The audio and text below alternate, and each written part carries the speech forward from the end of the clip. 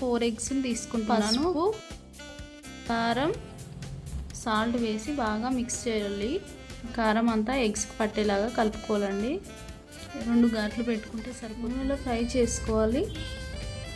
Fry అయినాయి కదా, వేరే బౌల్లోకి తీసి పక్కన పెట్టేసుకోవాలి. చింతపండు వడకట్టుకోవాలండి. తగినంత కారం వేసి కలుపుకోవాలి. వేరే పొయ్యి మీద కళాయి పెట్టుకోవాలండి.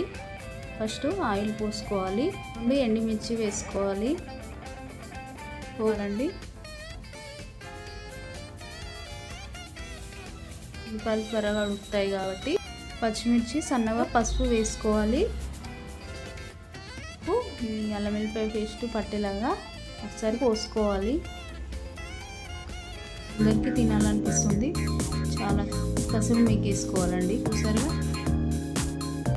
గ్రేవీ అనేది